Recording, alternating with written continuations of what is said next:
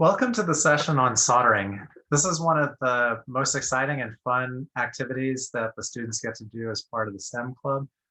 It's also one of the more challenging with regards to safety. So I just want to go over some quick reminders. This was on another video about safety, but we're going to solder, so we have to make sure we're complying to these. Students have to tie their hair back, remove loose jewelry, wear long pants and a shirt covered with shoulders, and toe-covered shoes. So I'm wearing a t-shirt, sweatpants, socks, shoes, and I don't have any jewelry. In addition to the dress code, so the dress code is mostly designed to reduce the chance that you'll get burnt if the liquid solder were to land onto your body. So in addition to the safety code above, students must wear safety goggles. And so when you're wearing safety goggles, even if you're wearing plain glasses, there's gaps around plain glasses that metal could fly and get in your eye. Generally, metal is not going to fly, but this is the extreme case, like just in case. So you want to put on the safety goggles on top of your glasses, and you'll notice that there's a tight seal all the way around. So if I were working with the soldering iron, and I happen to do a sudden motion and that splashed solder up into my face, my eyes would be protected. So we're going to wear the safety goggles whenever we are soldering. The main hazard associated with soldering, the one that is the most common, is burn hazard. So the soldering is a process where we're melting metal. We're basically heating up a metal hot enough that it melts. And we're using this metal as a glue to basically electrically and mechanically stick two things together, specifically a component like a resistor and the printed circuit board. So some things to keep in mind. The first is that the temperature of the soldering iron is very, very hot. Soldering irons will generally go up to 650 degrees Fahrenheit or even hotter, and they can cause burns very quickly. So the soldering irons that we use, they actually come factory programmed for 750 Fahrenheit, which is even higher. And so we've essentially reset them to this lower temperature because it's much easier for novice users to solder at a slightly lower temperature. The higher temperature, 750, is designed for the experts who know what they're doing and can make soldering connections very quickly. So to give you a comparison, when you broil something in your oven, usually you set it to something like 500 degrees Fahrenheit or 450 Fahrenheit. So we're running these soldering irons at 650 or 750 for professionals. So they're way hotter than the oven. And not only that, but you're actually holding the soldering iron in your hand, holding the protective, the grip area, which doesn't get hot compared to the tip. So shown here is a student who is doing things safely. She's wearing her safety goggles. She has her soldering iron that she's holding a lot like a pencil. And then she's using the helping hands to be able to hold the parts that she's soldering together so that she has her other hand free to hold the solder that she's going to melt. So it's very important that you have a good setup when you're doing your soldering. So you have to have it in an area that's well ventilated, well lit, and away from high traffic areas. So I've set myself up in a bedroom near to a window. I have really good lighting in the space. I don't have a ceiling fan, that would have been nice, but it's okay with just windows open. And I have a clear desk where I'm going to be working. It's a folding desk, so it's sturdy and it can handle weight. The other thing is that I am in a space that there aren't people walking back and forth in front of. The challenge is if there's people walking by, they might bump you or get something caught on the cord, and so that could be a hazard. When I'm soldering, I'm making metal, or I'm melting metal, so the solder itself can drip. So I want to always work over the desk and not do things in my lap or over parts of my body. That way, if the metal does drip, it's generally doesn't do that, but if it did, it would fall on the table rather than on my skin. The other thing that happens with soldering is that there are fumes that are created. So the solder that we are using is a lead-free solder, which is safer than the standard industry standard, which is the leaded solder. But the solder itself has what's known as flux. So flux is a material that they add in the core of the solder so that it's able to stick well to other, so that the metals can stick well to each other, and also so that the solder doesn't degrade over time. So it's this rosin that they put in the center of the solder. So we're going to be using a solder known as SAC 305. SAC is silver, SAC, S is for tin, SN, A is for silver, AG, and C is for copper, CU. So it's 96.5% tin, 3% silver, and 0.5% copper.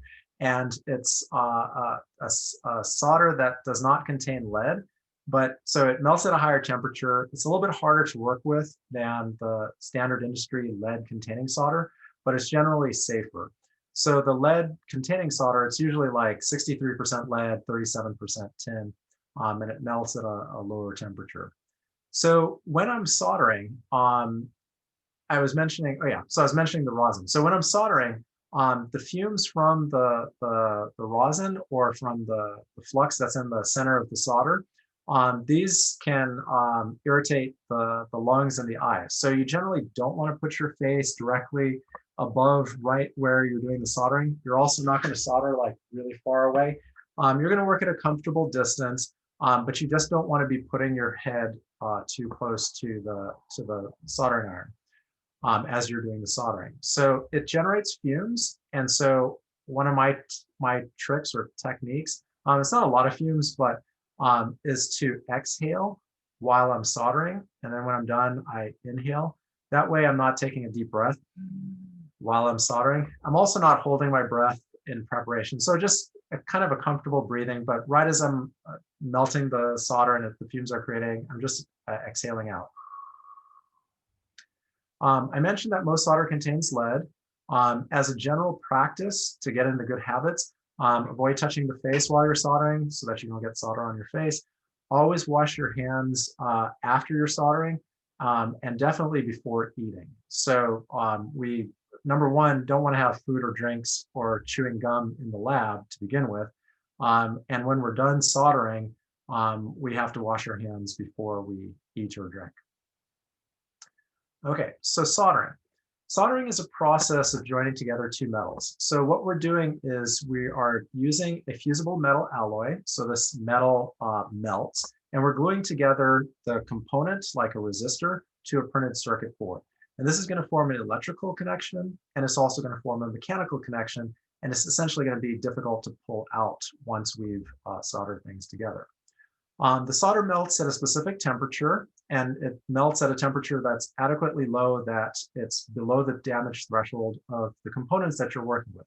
There are a few exceptions. So there are what are known as integrated circuits. These are typically on the black package, like the LED or the gates from the LED calculator. Those are integrated circuits, and those can be damaged by temperatures if you're not very careful with how you're soldering. So the type of soldering material that you can use, there are actually many, many different types, and they have different applications. They have different performance and so forth. The most common one is the lead and tin alloy. And so that's 63% lead, 37% tin. And it melts at around 361 degrees Fahrenheit. So relatively low temperature compared to what we're working with our soldering irons. It's a eutectic alloy, which means that it's the combination of lead and tin that melts at the lowest temperature. So if I have 65% lead, or if I have 39% tin, the temperature needed to melt it is slightly higher. So this eutectic combination gives us the lowest possible melting temperature. And it also means that if I have lead elsewhere in the system that kind of mixes in, or tin elsewhere in the system that mixes in, when I go to melt it again, I'll need a slightly higher temperature. As I mentioned, lead-free alternatives are emerging. They avoid the environmental and health issues associated with lead. They're actually a lot more difficult, I shouldn't say a lot, they're a little bit more difficult to work with. And you have to pay a little bit more attention with how you're dealing with your equipment so that you don't damage your equipment over the long period of time. The other thing is that if you make an error, it's a little bit more difficult to undo with the lead-free solder compared to the leaded solder. So what we're going to do is we're going to solder components and attach them to our printed circuit board. And to be able to do this, I'm going to first talk about this diagram. And let me actually get a printed circuit board so I can show you what our goal is. So our goal at the end of the session is to build the LED calculator circuit on blue proto board. So the way that it comes to you like this. So it only has the surface mounted components. It doesn't have the battery clip and it doesn't have the pins on it yet. Those are parts that are discrete components. They were too expensive to have the company put on during the manufacture of the surface mount components. And plus, it's good practice so that you can learn how to solder and that you can build a circuit. Before we get into the blueprint circuit board, we're actually just going to do a practice circuit board. So this is just a standard. It looks like a proto board. It just has a bunch of holes in it. It looks a lot like your breadboard. One side there is no metal. The other side there is metal. And we're going to be soldering on the side that has the metal. So this is the printed circuit board. So the printed circuit board, as I mentioned, especially the yellow one, you'll notice that one side there was no metal, the other side there is metal. So on the side where there's no metal, that's the side that your components such as resistors or capacitors go. The other side, which has this metal, this is tin coated copper. So the printed circuit board has copper, which are the traces, which are the wires that are connecting different parts of the circuit. And they put this thin tin coating on to protect the copper from oxidation and also to make the soldering much easier. So in order for us to put a component into our board and to electrically and mechanically connect it by soldering, we first put the component through the board, and the component lead we bend so that it holds in place. Now we're going to probably clip the resistor to the printed circuit board, or if we bend this enough, this will hold in place by itself. Here's the soldering iron tip, and this is a very zoomed in picture of the soldering iron tip. Let me grab the soldering iron tip so you can see what it looks like.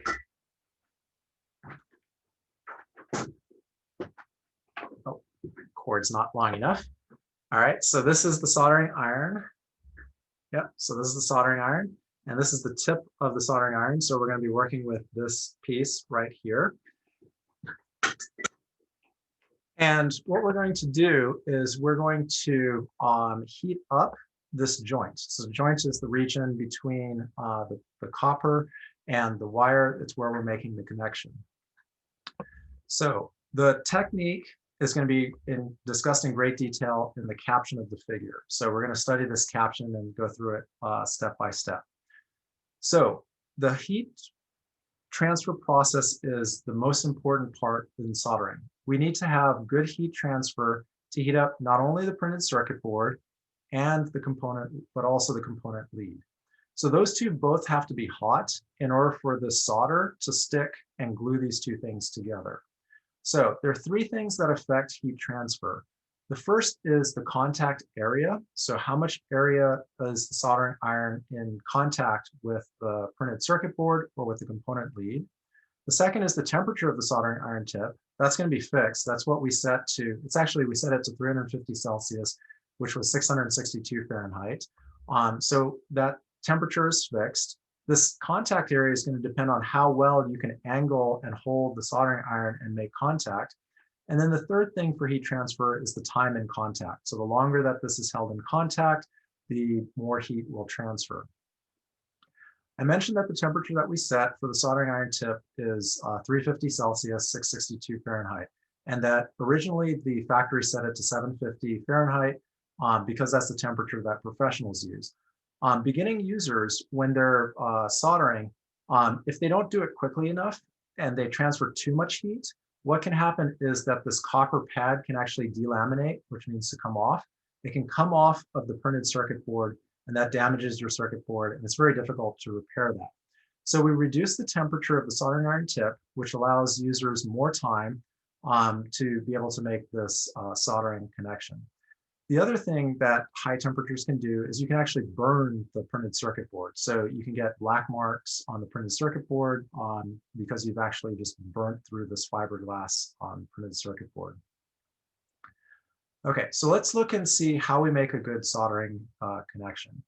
The first thing, as I mentioned, is that we want to have a large contact area. So we're going to press the soldering tip as flat as we can up against the printed circuit board. That's the first and most important step in the process is we get good contact area and we're heating up the printed circuit board. At the same time, we're now pushing the soldering iron tip to heat the contact or heat the component lead. So both the tip and the pre-printed circuit board are going to help heat up the component lead. The reason we don't just heat up the component lead is that it has very small area. So we're actually going to use some of the area of the printed circuit board and the fact that the printed circuit board is getting hot to heat up the component lead. The solder we have melts, so if it's lead containing solder, it would melt at 361. I think the lead free solder, the SAC 305, it might be like 400 degrees that it melts at. And we're supplying 600, so 661. So it's, or 662. So it's plenty of heat to be able to heat this up, but it's actually better to heat up the printed circuit board and allow that to heat up the component lead. So once we've heated up the printed circuit board and we have the component lead hot, we're going to insert the solder wire from the opposite end. Now, I described these three steps as like one after the other after the other. This needs to be done in a reasonable amount of time. So something on the order of 5 to 10 seconds should be the goal for beginning users. Experts, this would be like 2 to 3 seconds at higher temperature. So we heat up the printed circuit board, we heat up the component lead, we bring the solder wire from the opposite end. We want to maximize the area of the solder wire in contact with this joint. So what we do is we angle the solder wire to be at a relatively low angle. And we actually angle it perpendicular, so coming out of the page so that we get a large contact area with this copper pad. We also bring it close to the joint. The solder will melt if we've done things correctly.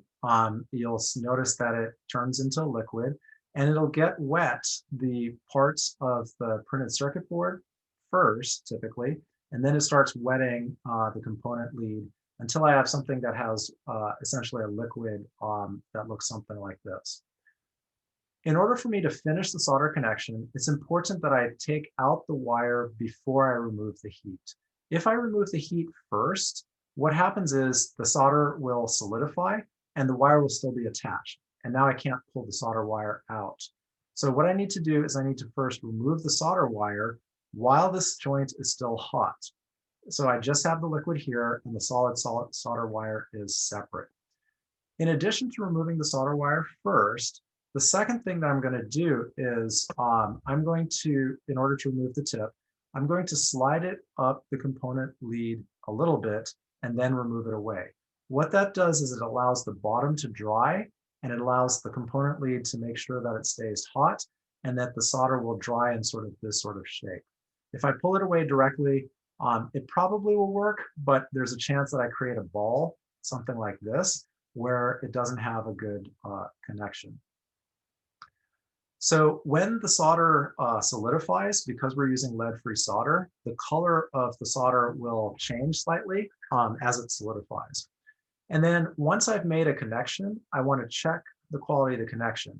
So a good connection, I've made an electrical and a mechanical connection here. So ways that I can check it that it's a good connection and not one of these bad connections are, if in the bad connection, you can see here, part of the printed circuit board is not connected to the solder. So if I were to push this component up, or if I were to wiggle the component lead, this would just come off. And so this is not a good mechanical connection. In this case, I have air gap, and this happened probably because the component itself wasn't hot enough. Like the board was hot, and so the solder stuck to the board, but the lead was cold, and so I created an air gap. So this has an electrical connection issue. This has more of a mechanical connection issue, a little bit electrical also. So what happens is if I have one of these bad connections, the circuit might work for a few seconds, but if I jostle things around, it stops working. Usually you can just look at it and see if the solder connection is good, but it can help if you pull on it gently or if you measure it with your digital multimeter. Like if I measure the resistance from this part of the component lead on this part of the resistor, and I touch, let's say, this part of where the arrow is, if I touch this part of the copper trace, if there's an electrical connection, my digital multimeter will beep. So that allows me to know that I've made a good connection. So the focus for today is we're going to do a lot of practice trying to make good soldering connections. I want to go over some tips so that you're aware of what's necessary so that we can do this. The first, as I mentioned, is we have to have a good working space. So I need a place that has adequate ventilation. The soldering creates fluxes. I shouldn't be breathing this in. Instead, I mentioned that I want to breathe out when the smoke is being created. I also want to work in a space that has adequate airflow. So I have, in this case, my windows open and I'm working relatively close to the windows. I want to hold the soldering iron like a pencil. So shown here, this girl is holding the soldering iron like she's writing. I don't want to hold it like I'm going to stab someone with my soldering iron. I want to hold it in a comfortable manner so that I'm able to have fine control over the tip of the pencil, just like if I'm writing. Use heat sinks. So heat sinks are basically just a way to spread the heat when I'm working with integrated circuits. So if I were to solder on my AND gate, well, first of all, I wouldn't actually solder on the AND gate. I would use what's known as a header. The header is basically just a plastic component that has things that I can then plug in my gate to. So I would actually solder something else and then plug my gate into that. If I had to solder my integrated circuit onto my printed circuit board, I have to be very, very careful. I have to use a heatsink to take the heat away from the plastic component part and make sure the heat is only on the lead that I'm working with. I have to do the heating and the soldering very quickly. So components usually have specifications like no more than 290 degrees C for 10 seconds. That's sort of the damage threshold of common integrated circuits. And so I have to make sure that I'm soldering at temperatures lower than that and duration shorter than that. And generally, I also want to solder it as like the last thing I do on my board, because if I'm soldering other things, that could heat up the board and could heat up my IC. So use an alligator clip, use a heat sink if you're working with sensitive components. For your projects, you're not going to be working with soldering of discrete components, ICs. Some other tips, so minimize the time in contact. So although the heat sinks can spread heat, if I solder for too long a given joint, I can either, several things can happen. I can melt the insulation of the wire of the component I'm working with.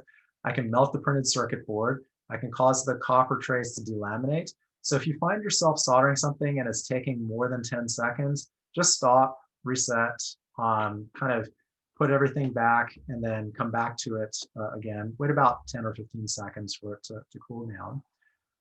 The other important tip for beginning users, and I guess in general, especially if you're using lead-free solder, is knowing when to clean the tip and when not to clean the tip.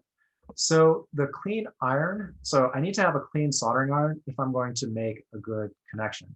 If I have dirt or burned flux or debris or whatever on the tip of my soldering iron when I'm trying to make a solder connection, all that stuff gets into the metal and that's going to increase the chances that the connection is going to be bad.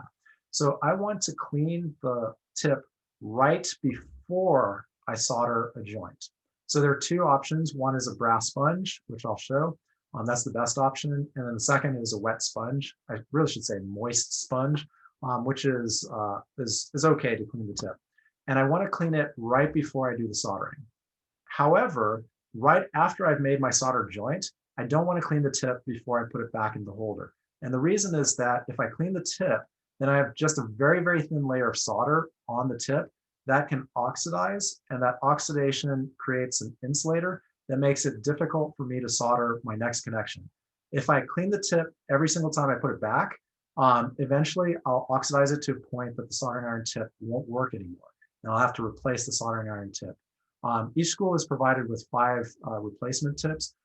There is a process to clean it chemically. It is a mess. It smells absolutely horrible. You have to use a fume hood.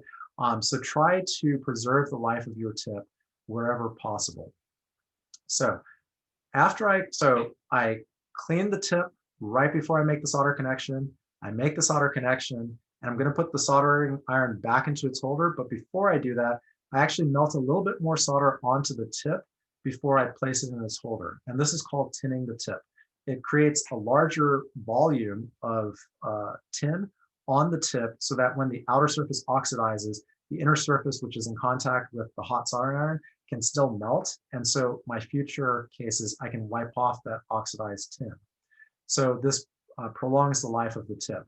And it's especially important for lead-free solders. Leaded solders is not that big of an issue.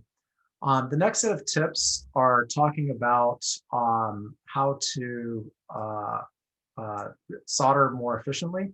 So you want to heat the joint, not the solder. So both the board and the wire have to be hot in order for there to be a good connection. Increase the contact area by creating the right angle, holding it close to the contact location, and increasing the area increases heat transfer. Increase the area for the solder, so hold the solder at a shallow angle and hold it perpendicular to the direction that you have with the soldering iron and the component. When you're done creating a soldered joint, double check it. So use a magnifying glass to visually inspect it, or just gently pull on it, or use a digital multimeter to check the resistance. Wherever possible, solder the smaller parts first, the parts that are not sensitive, so not the integrated circuits, but instead small resistors and so forth. Because what will happen sometimes is that you have components that sit on top of other components. The old version of the FM transmitter, you had to put in a resistor, which actually sat underneath a microphone. And so if you did it the wrong order, you have to undo some of the stuff and redo it. And so generally try to do the things that are smallest first. And then install the sensitive components last. So components like integrated circuits, MOSFETs, and so forth. And then the very final tip is solder at low temperature. So we change the temperature from 750 Fahrenheit to 662 Fahrenheit, which is 350 Celsius. Also, when you're soldering, if you find like you have to do some other things, like you're figuring out something in your circuit layout, or you're connecting a component and it's having difficulty holding in place, or you're building something else, turn off the actual power to your soldering iron if it's going to be more than 5 minutes. This is going to prolong the life of the tip. The soldering iron will heat back up in about a minute, and so it's better to have the soldering iron turned off for a few minutes and turn it back on than leave it on and just wear out your tip. And then equally, and probably most important, is at the end of the day, be absolutely certain that you've turned off the soldering iron. Number one, it's a fire hazard, but number two, preserving the life of the tip. Okay, so this is the layout and sort of the setup for what we're going to be doing. We are going to be first practicing, and we're going to be soldering onto this yellow practice board. So we're going to use a row of bird pins, and we're going to do this practice, and we're going to check it with our digital multimeter. After we complete that, then we're going to build the solder together the input-output circuit, this blue printed circuit board, the discrete components, so the 2 rows of pins and the 9-volt battery clip, and so that we create something that we can then test out on a protoboard. So we'll switch to the next video, and the next video will go into a lot more details about how to do the actual soldering.